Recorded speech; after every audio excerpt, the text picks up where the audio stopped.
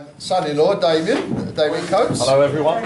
Fantastic son-in-law with that. Fantastic. You've got to introduce the speaker. No, you will be introduced by someone else, that speaker. Yeah. Yeah. Oh, welcome, David. Welcome, David. David, as you know, is also with Utilise PLC. He's actually our business director. I think most of you know Utilise. And I'd also like to introduce on my left here, Mike Growbury, who's been here before. He came along when we had a speaker that would rather embarrass me or talking all about sailing. Mike is a retired major, and he was actually with Martin in Germany. Martin would also like to introduce as a retired brigadier. And of course we have a visiting Rotarian. We have David Lewis, who's the past Commodore of our little ship club. Welcome. And we also have another little ship club member who I've sailed with quite a bit. Yes, and also a visit. Oh no, he's not actually a visiting Rotarian. He retired from his club because he moved home and so forth, and he's actually looking for a club to join. I don't know what to say, really. And past president. And you're past president as well. Oh, how about that? Welcome to my guest. I don't have to invite Jamie, of course. I think we all know Jamie. Mr. President, may I please bring the greetings of the President and members of the Rotary Club of Croydon Jubilee. Thank you.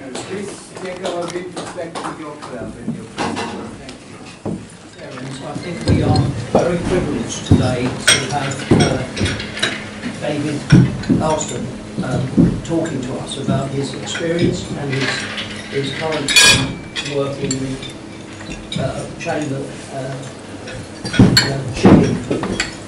shipping, and also he is an ex-naval man in charge of submarines, including the nuclear side. So I'm sure there will be plenty of questions which David will be pleased to answer. So would you please put your hands together and welcome.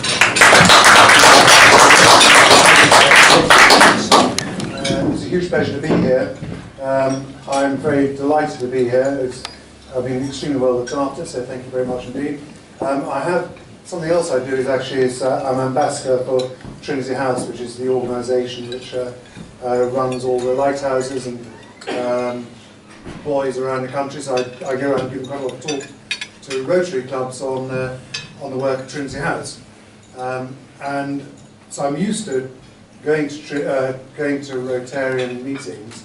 What I am always in awe of, though, is actually the work that you people do and the amount of money you raise for charity. I think it's fantastic what you do, and it's an amazing thing that you do. So thank you for everything you do as well. In terms of that, it's fantastic for one's ego being asked something, and you hear very nice words of welcome. So thank you. If it wasn't for the beginning of the meal when someone said to me, "Well, you know, we have a lot of really, really good speakers." There's no pressure, and you know, this has got to be interesting. But, so hopefully it will be interesting. Hopefully it will live up to expectations.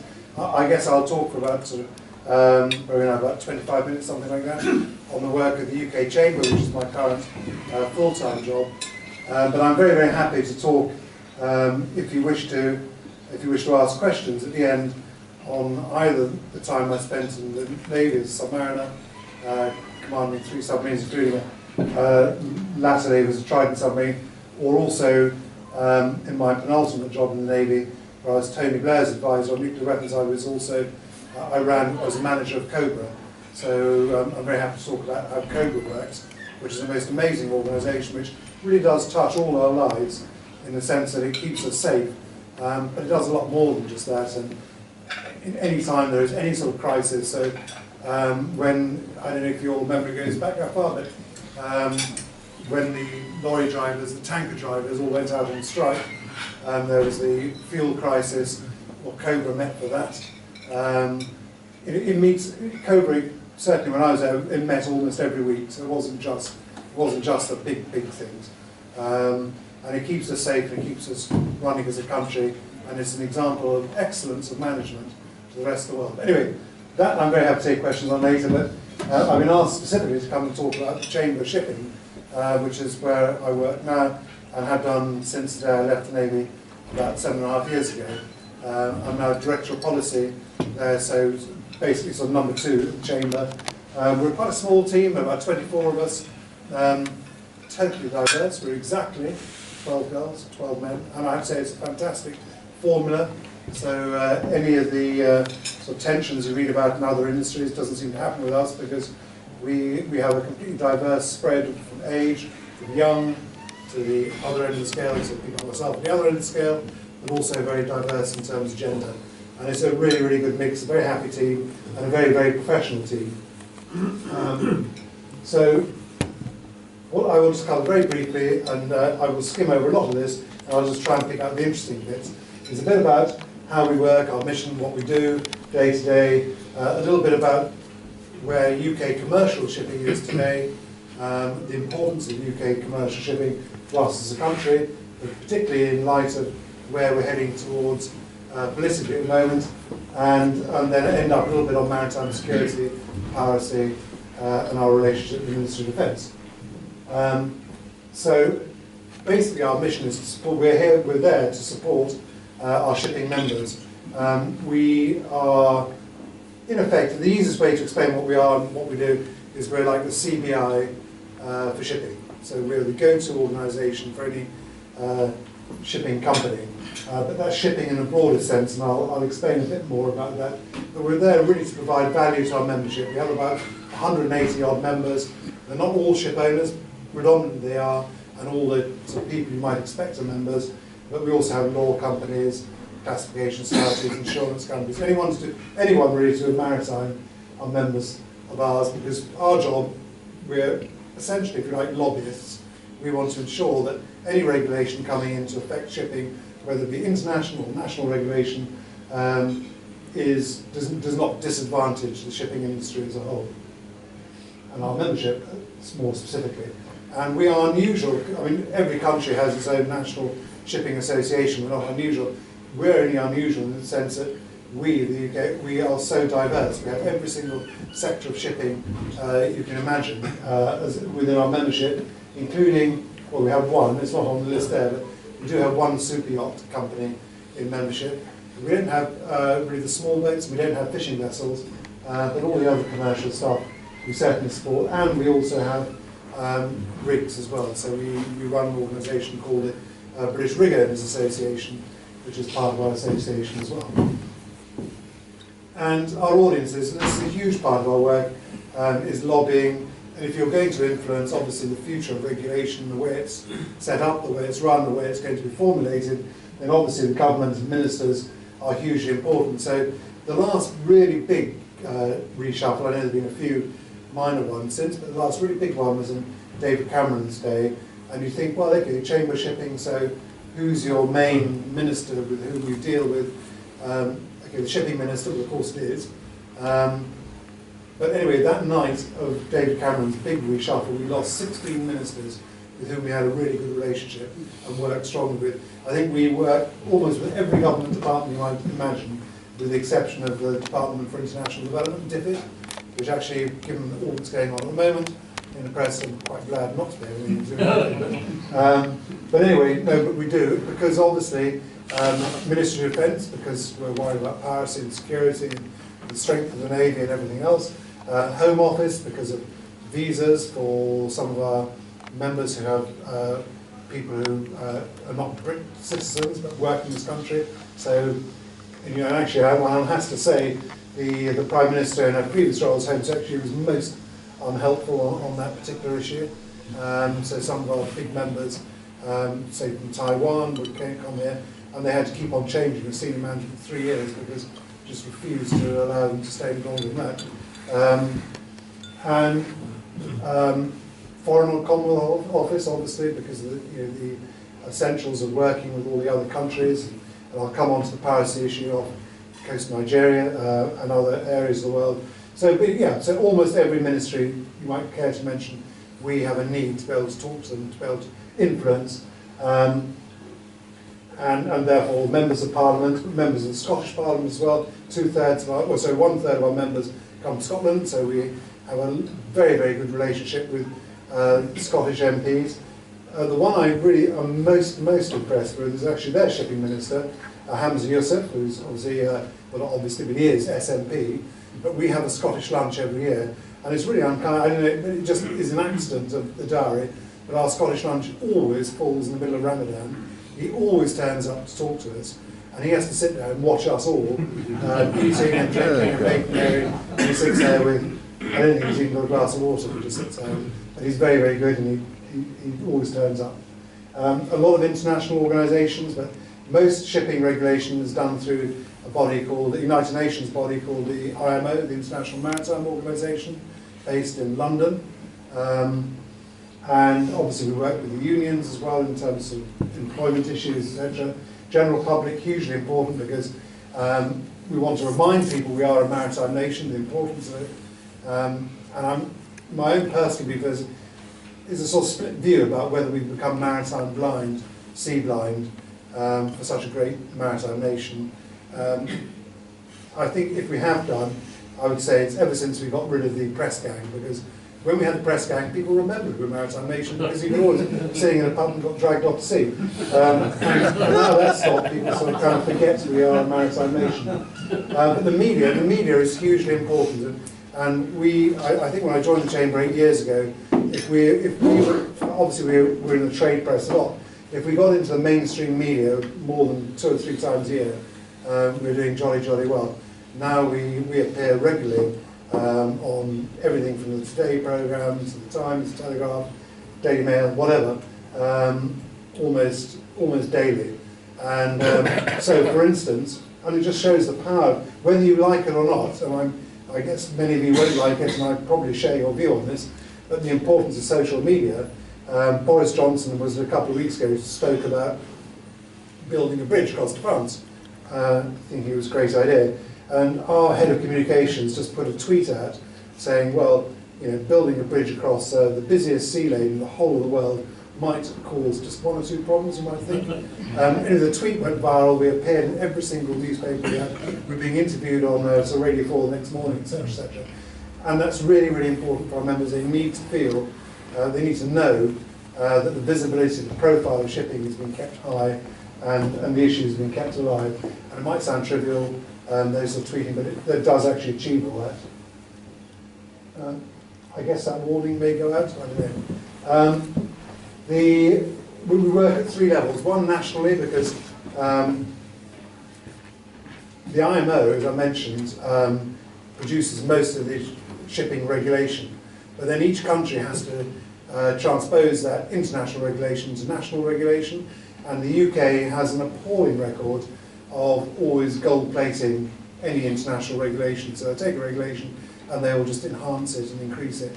And this is the biggest argument about the whole Brexit thing, is that actually, yes, people have always said, well, it's appalling, the EU regulation.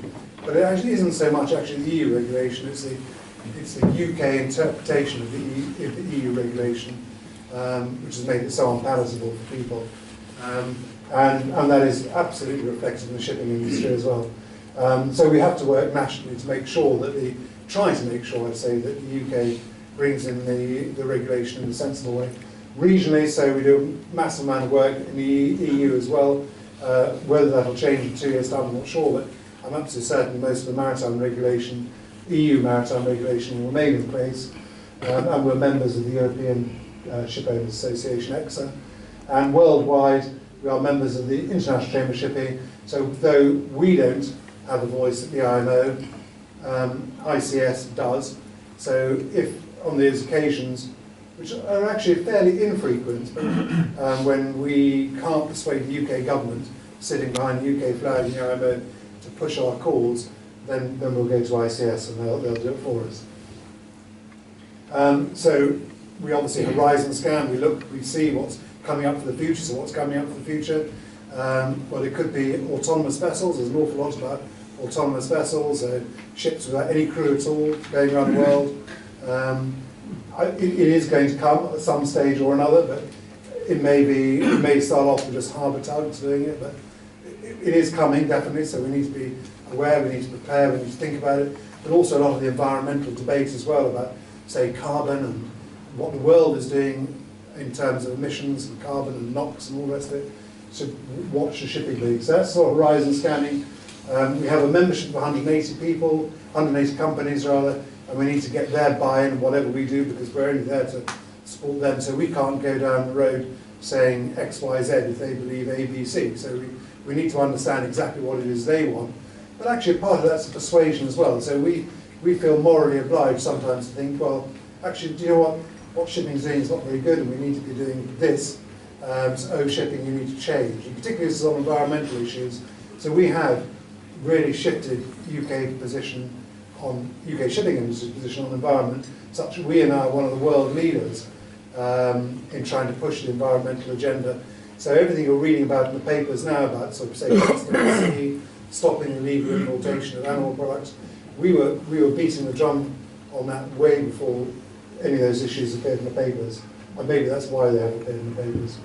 And we need to get our policy out and lobby it, and ensure that the right regulation is implemented eventually.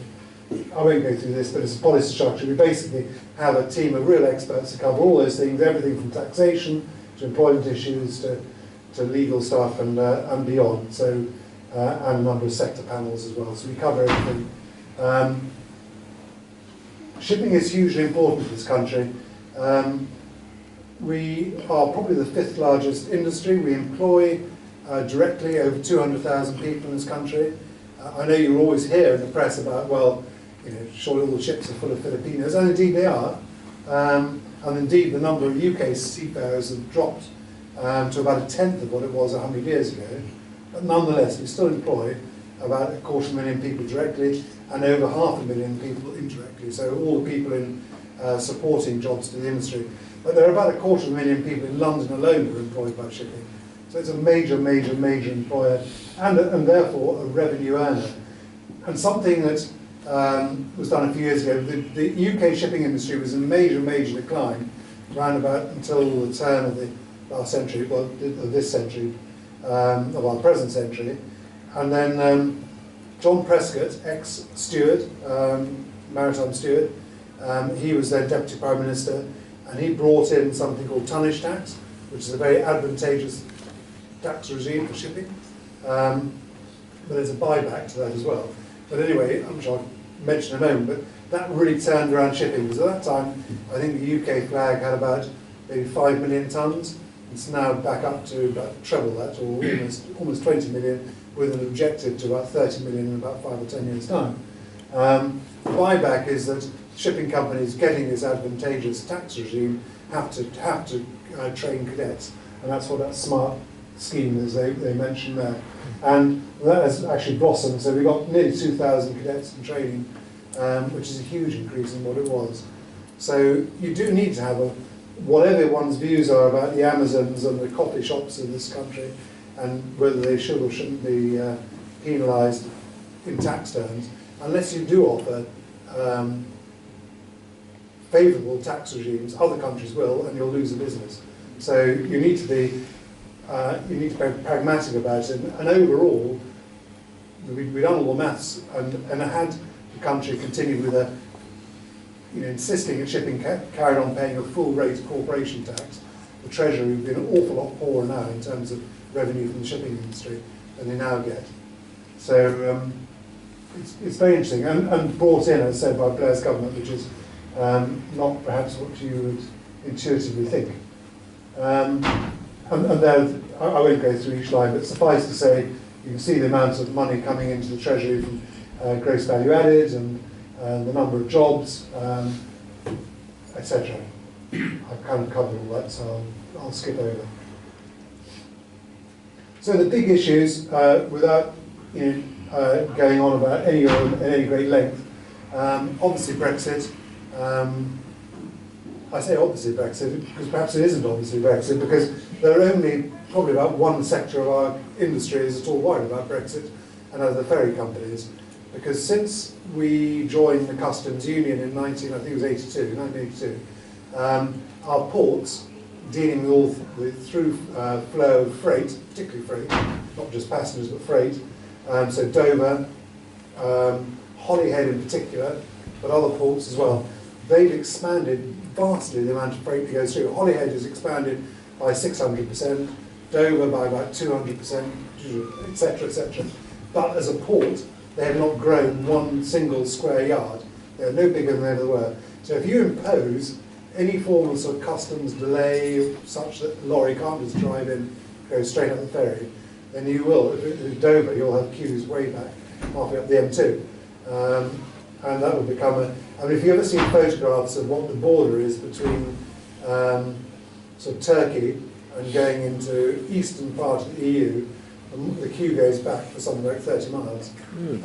So arguably, that's what we could be facing unless we come up with some solution around the customs union bit. So the ferry companies and the ports are really worried about it. The rest of our shipping industry, mainly deep water, as an industry, maybe as individuals very different, but as an industry, are very relaxed about Brexit. But it is, nonetheless, it's a huge part of our agenda. The Maritime Growth Study mentioned up there was only a study put into place about 3 years ago by the government, saying, well, how can we ensure that London, and the UK in particular, but London specifically, remains the epicentre of shipping in the way it was. And funny old thing, the onus has come straight back on the industry and government not really doing very much. But that's a slightly jaundiced view, but a fairly accurate assessment nonetheless.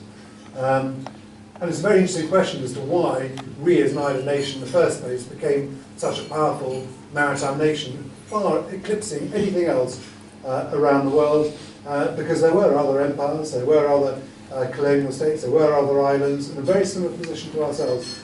And I always believe that you have to go back to the 17th century, and it was the advent of the coffee houses, when you had all these huge number of coffee houses in London. For about a penny you could get a revolting, foul-tasting mug of coffee, but what it did do, it got people from each individual industry or sector, wherever they were working, together in the same coffee shop, talking about business. And so in, whenever it was 1688, Lloyd's coffee shop, now obviously huge, the epicentre of shipping, Lloyd's, set up business, and there you got all the shipbrokers, the ship owners, the charterers, everyone else would come together and say, well, do you know a ship sailing to America? I've got some cargo. So we were the first nation to really organise our industry, and I believe that firmly as to why London has become the epicentre, not just the shipping, but a lot of other industries as well, and banking and so on and so forth. Other things we're worried about at the moment is obviously what's going to happen with tonnage tax post-Brexit, and we want to absolutely ensure that that situation doesn't get worse, but it stays as good, if not better. We obviously we have worries about employment issues as well, to ensure that our seafarers are well looked after. Environment is huge. The shipping industry over the next 20 odd years is going to be paying $2 trillion, something of that order as a whole. $2 trillion, not billion, $1 trillion, to meet all the new environmental regulations coming in. I think they're completely warranted. I just wish they'd been brought in a slightly more holistic way, because all too often one bit of regulation unfortunately undoes another bit. So the bit about sulphur regulations, we now in the European waters have to burn much cleaner fuel. Very good thing, you'd think. Well, it is a very good thing. But to refine that fuel, just for European waters alone, adds about 12 million tonnes of CO2 to the atmosphere every single year. So there's a downside. So you have to understand it, and I think regulators don't always understand what this is about. Security migrants, you've read all the stories in the paper about migrants coming over from Libya. It's tragic, it's awful, but you imagine if you're on a ship, crew of 20 people, and you're having to pick up a boatload, big boatload of people, it's 400 migrants who are in a very angry mood, and in amongst which you know perfectly well are some of the people smugglers hiding themselves in there, so you don't know who the bad guys are, you don't know who the good guys are, and you're being told, well, the ship's on the way to Malta, and they say, no, you're not, you're going to Italy, which is where they all want to go. So it's been a pretty frightening time for some of our seafarers in the Mediterranean, but also in the power areas, which I'll cover very quickly in a few moments. Lots of other stuff to do with safety. The very last one I'll pick up as well, on Bribery Act. It's all about, the UK's introduced its own Bribery Act, completely illegal now to offer any bribes to anyone, no matter where your company's working. But actually, the reality of the situation is, if you want to go through the Suez Canal, you've got to slip your pilot a few hundred cigarettes or a few bottles of wine, or whatever it is, or a few $100s. It's not going to happen. But actually, if you do that, you're breaking UK law.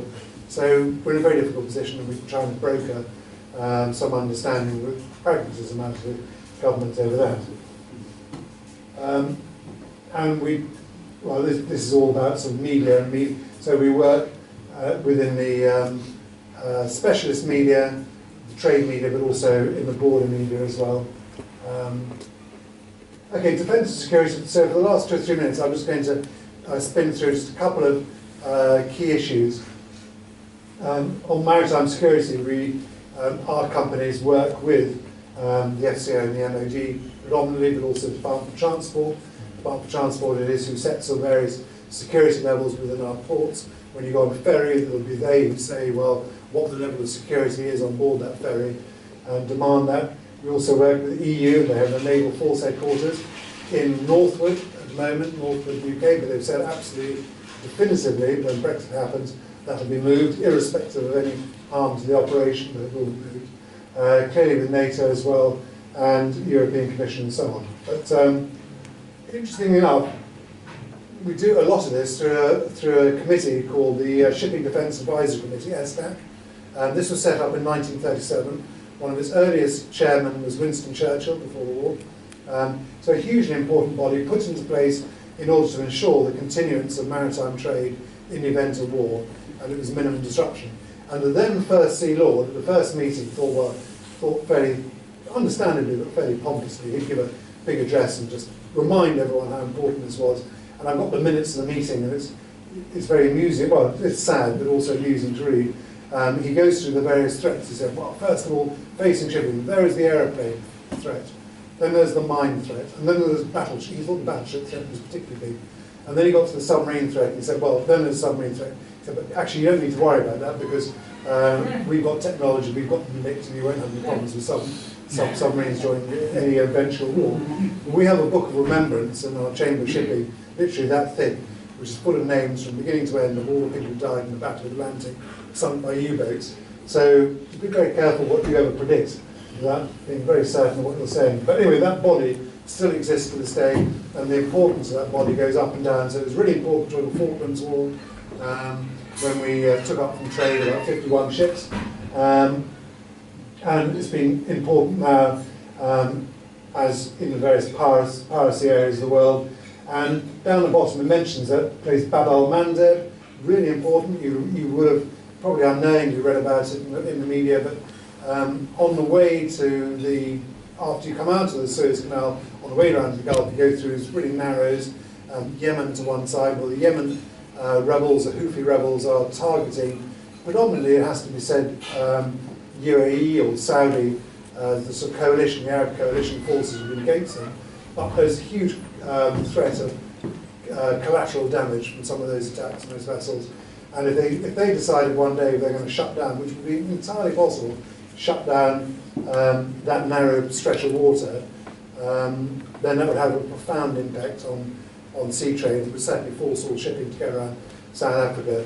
And this country would, within literally a matter of days, would start running out of stuff very, very quickly. Very, very quickly indeed. We're not set up. We now do just enough, just in time. The supermarket shelves are allowed to drop to a certain point. People don't have big supermarkets, so big warehouses full of stock now. They rely on the fact that ships are coming in. So when one of the last crises happened, I know the car building plants relying on parts coming from Japan, within literally days they put their car plants on 3-day working. It's a very, very, the knock-on effect is huge. So anyway, a lot of shared interest in maritime security, obviously maintaining trade, and the bottom one, as I mentioned, touched on, maintaining UK resilience. And counter-piracy still remains huge. The choke points I mentioned as well, and maritime counter-terrorism contingency as well. I want to cover that in a second. So go through very, very quickly. 3 big areas of piracy. This has been the one which has been in people's consciousness most recently, which is the Horn of Africa off Somalia, Ethiopia. Typical failed states. Typical in the sense that that is typically where piracy comes out of, because it's a way for their people to earn lots of money. They do get lots of money. I'm glad to say, because that's because of naval controls, because of lots of work, because a lot of investment as well that's gone into both Ethiopia and Somalia. That's very much on the decline, but just occasionally they kind of remind you, and they do power to ship, and you think, what are they doing? Well, possibly just keeping their hand in so that things would change, they can revert back to that. But that was hugely important and still remains an area of concern. It still remains pretty much under military control. So if you go through a ship through those waters, you have to report in and report out, and etc. And they even run convoy routes around the sort of coast of Oman. The other area, in a sense, much more worrying to this day, is the Gulf of Guinea off Nigeria, but also all those other littoral states. Very much nastier. It's a very nastier form of piracy, involving kidnapping. If you're kidnapped there from one of the ships, unless your company pays within about 7 to 10 days, the chances are you'll probably be dead because you won't be looked after very well. The Nigerians absolutely forbid any of our ships to take armed guards, but actually that's probably a good thing, because if you had armed guards, you wouldn't want to go in a firefight with these pirates, because they're probably better armed than the armed guards would be. They've got huge heavy caliber weapons, rocket-propelled grenades, etc., etc. So these are seriously unpleasant people, and this is a big, big issue for the future, and indeed today. And so our Ministry of Defence and our Foreign Commonwealth Office are putting an awful lot of effort, money, training, everything else into Nigeria. And sometimes if you go there, you can be really well looked after by Nigerian forces. Other times you go there, it just depends on the crew you get. You can end up being looked after really, really badly. So hugely worrying. And the other great area of concern historically has been Southeast Asia. But again, because a lot of those countries came together some years ago, so 10, 20 years ago, that's become much lower level now. But there still are big anti-piracy centres there, and I'm sure that will remain in force for many years to come. And very finally, actually the F has gone from that acronym. It's now just marauding terrorist attack. It was marauding terrorist firearm attack. I think in light of RMI and all those other attacks, they said, well, MI5 and others have sort of said, well, actually, it's just a terrorist attack, because it's more likely to be with knives or whatever. So there is a real threat that one day some bunch of terrorists will get on board on a ferry, and then they could really run amok, and what are they going to do? So we're doing a huge amount of work with our special forces and others to contingency plans, make sure people are trained. A lot of training exercises go on between the Special Boat Service, our Royal Marine Special Forces, and ferry companies to do this. I would say, as a passenger, don't worry about it too much, because if you're a terrorist, why go after a ferry? You've got to get through customs, you've got to get through a lot more barriers to getting onto a ferry than it is just popping onto the underground here. So they will inevitably target nice soft targets like Borough Market, like the underground, like buses or whatever, before ferries. But one day, I'm sure it will happen, and it would be unforgivable if we as an industry didn't prepare for it. So that was really all I wanted to say from the Chamber of Shipping. But if you have any questions, as I said, about either the work we do in the Chamber of Shipping or on a broader submarine code type stuff, I'd be delighted to do any questions you like, answer any questions.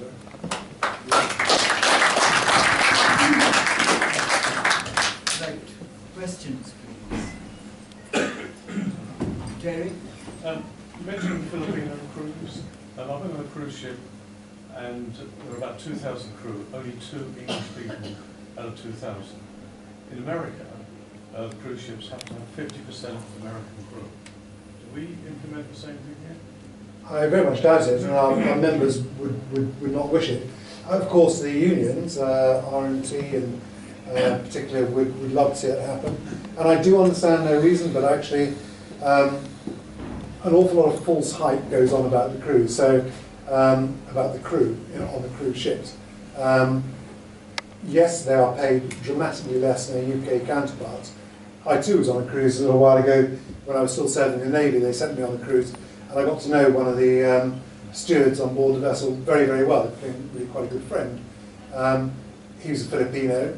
Back in the Philippines, on the salary he was getting on board this vessel, it enabled him to live a lifestyle such that you would have to be a senior politician to enjoy it, or a senior businessman to enjoy that. He has his own private swimming pool, he had his private staff, his children went to private education. He had a fabulous lifestyle. He certainly had absolutely zero complaints about it. He was very well looked after. Give the same salary to a person in the UK, well, they wouldn't accept that salary, so you'd have to massively increase it. So everything would go up, and maybe people just wouldn't go to sea on those cruises. So it would have a profound impact. It would be lovely to see, of course it would be lovely to see far more UK people back at sea again, but there needs to be a profound shift and paradigm change in what people are prepared to pay, both for their freight and their cruises and their ferry trips as well. It would be dramatic. Ferry trips, actually not. Ferry trips, so if you go P&O, DFDS or whatever across the channel, those are all domestic crew. There would not be Filipinos involved. Has the shipbuilding, factual shipbuilding, gone down so far now that it's hardly worthwhile having any in this country?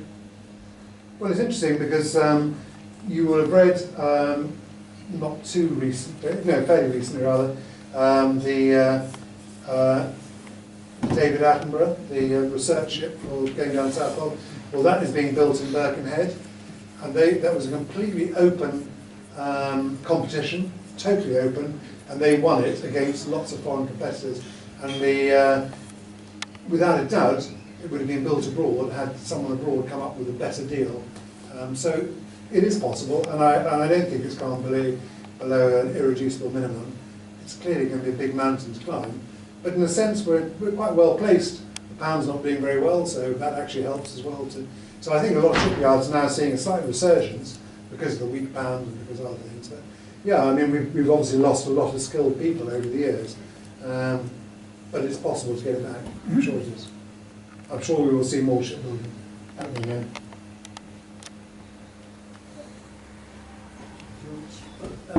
Many years ago, they used to talk about flags of convenience and bus buckets being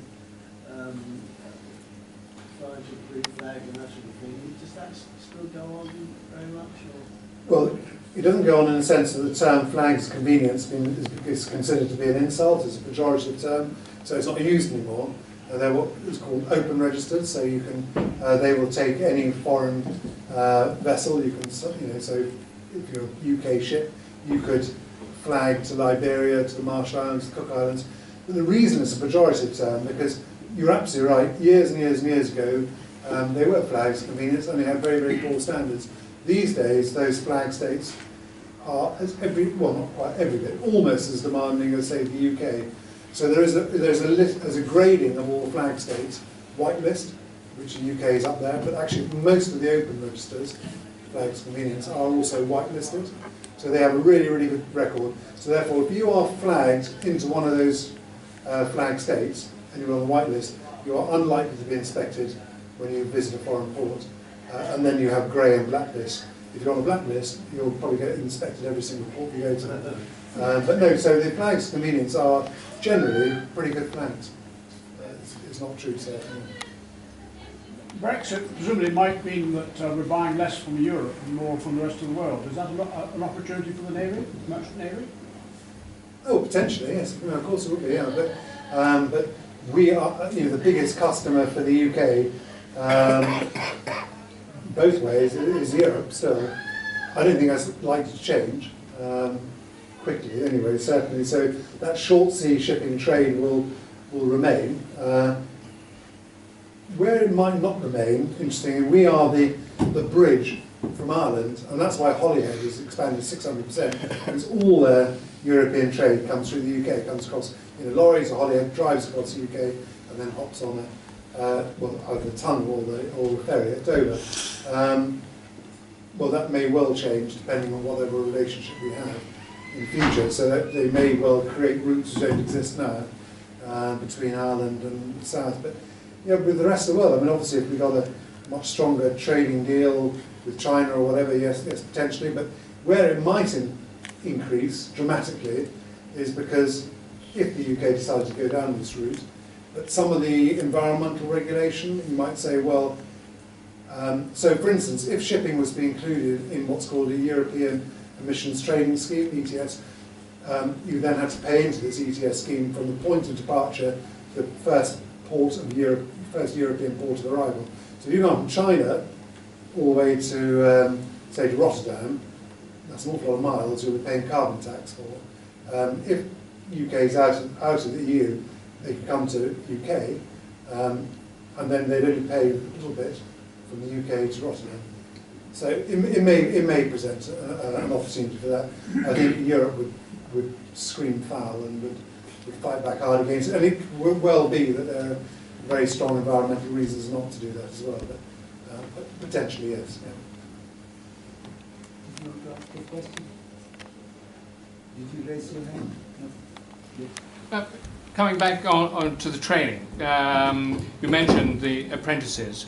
How is the sort of broader merchant navy training undertaken now in the UK? Well, we have a number of colleges. So down in Portsmouth, in Southampton, up in Liverpool, in Scotland as well. So they are real, and they do attract an awful lot of foreign students as well. So they are really colleges of excellence, and they do a split course between time in the classroom and time at sea as well. And then the cadet needs to go to sea for 1 year of their training as well, and that's all tied in with this smart funding I mentioned. The trouble is then what happens, the good companies will then keep a lot of these cadets on and run them, but a number of other people just sort of, well, say, oh, you're going to find a job now, and they're out in the open market. So we're very pleased that the government then announced a scheme only about a week ago called Smart Plus, where they're putting in additional money, which hopefully will help companies, some of those other companies, keep the people on for a second job. And because we need to be training people, UK seafarers who eventually be senior management, so they can come with all that maritime experience, but then be a managing director or a safety manager, whatever it's called. With the growth of GPS and satellite navigation and autonomous ships, which you referred to, do we need to have the buoyage system in the same degree we have today? Well, yeah, I'd say so, because not least of which because GPS is vulnerable. We're all aware of what is going on. Now, whoever behind some of these cyber attacks, I don't know, but if you believe what the government's saying, well, it could be Russian military, it could be Russian government behind a lot of this. But anyway, irrespective, it's very easily done. It's very, very easy. It's actually very, very easy for you this afternoon to go and buy perfectly legally a bit of kit, and you go out and you could jam a GPS sufficiently to make a ship believe it was 10 miles off the coast, but it was only 1 mile off the coast. You can completely just alter it. So, navigational reference system. So, yeah, I would say that irrespective of that, you still need to have buoyage close in. But where there's not necessary, a lot of the buoys have been taken out, some of the perhaps deep water buoys, and a lot of lighthouses have been shut down as well, where they are felt no longer necessary. I'd like to ask a question about your submarine life. A good friend of mine, his son was in a submariner, and he got divorced, and before he was allowed to go back, he had to undergo a psychological testing to see if he would be stable enough to remain for a long time. Does that still go on? Well, the psychological testing before I got married. when the Polaris submarines, the first of our nuclear deterrent submarines, started in the 1960s actually, they did do a certain amount of psychological testing because they thought, well, how people are going to cope. But that was discontinued after about 2 years, and I've not been aware of any psychological, I certainly haven't been through any psychological testing. I'm not aware of any of my colleagues having been through it. I've never heard of it. Well, this was in the 60s, in fact. Well, okay, so maybe it did happen in the 60s, yeah.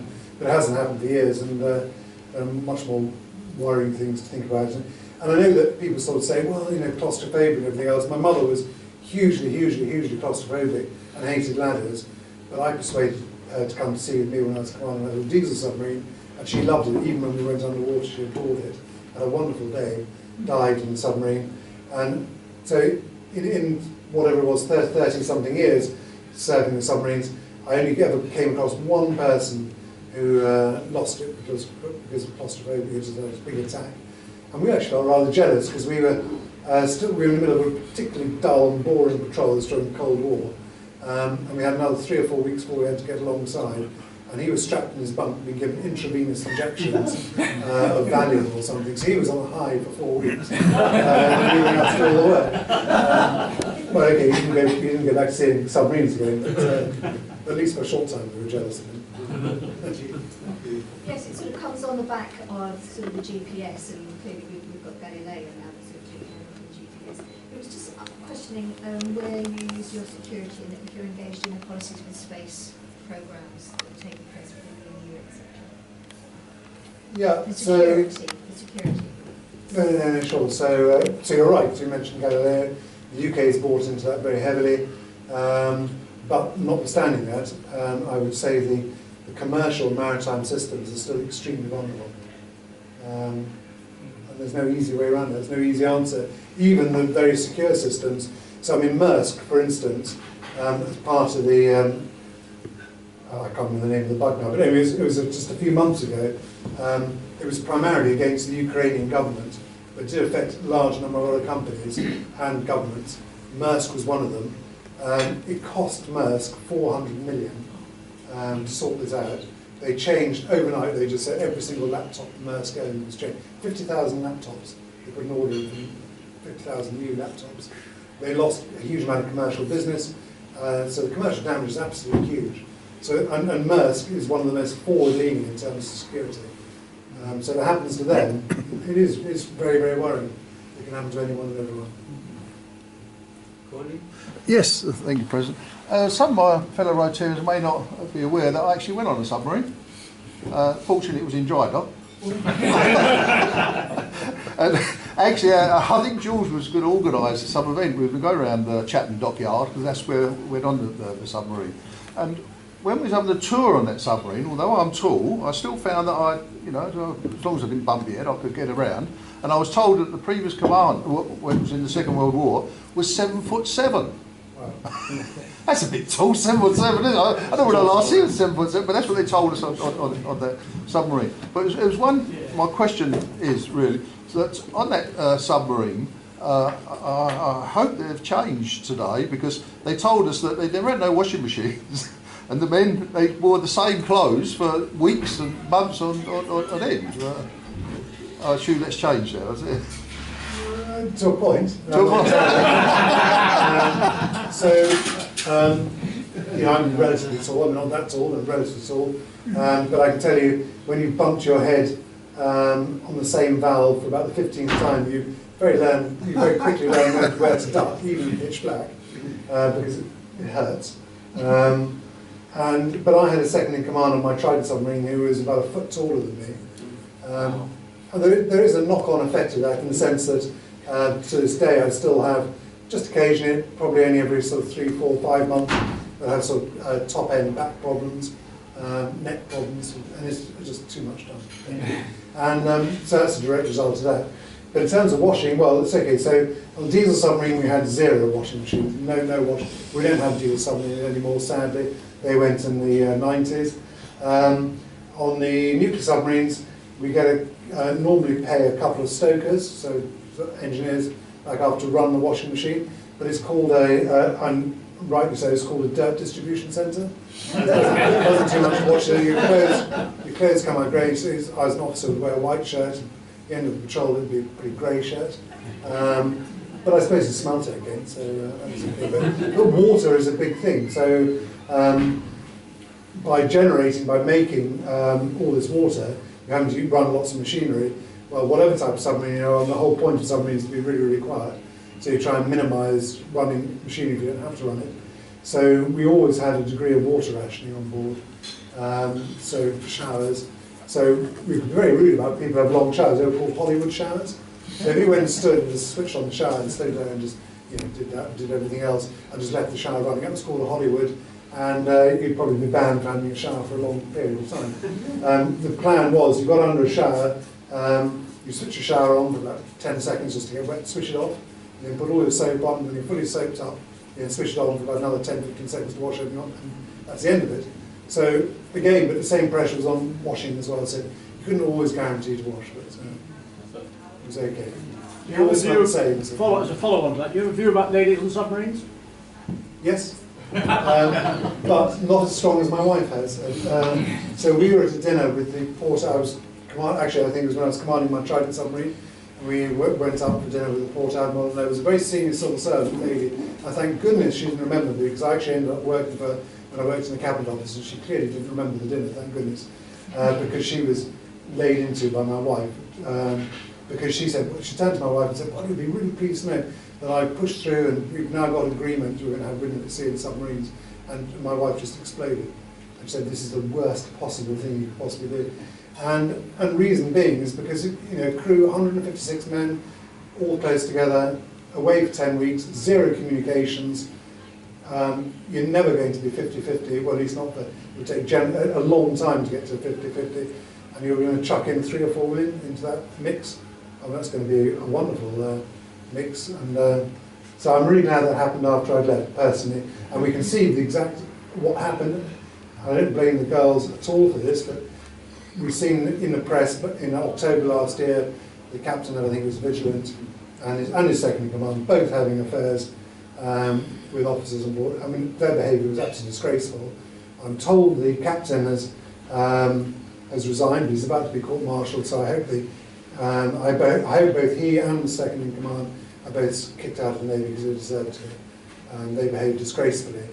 But I don't think they should have been put in that position, and nor should the crew.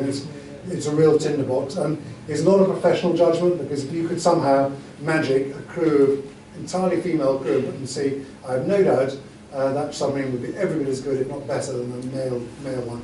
It's just doing the mix, which I have a real problem with that in a submarine. It's just far. It's not like a surface ship. It's a very, very explosive environment. People's morales are on a very, very, it's absolutely on a knife edge. So when you sail at the beginning of a 10-week patrol, morale is very, very high, because you've just got rid of all the training staff's all gone, you're on your own, and then it very quickly goes down. Then you get to the halfway point when morale soars again, everyone thinks it's halfway, and then they suddenly realise, well, actually the first half took an awfully long time to go, so morale then plummets again, and then it slowly builds up.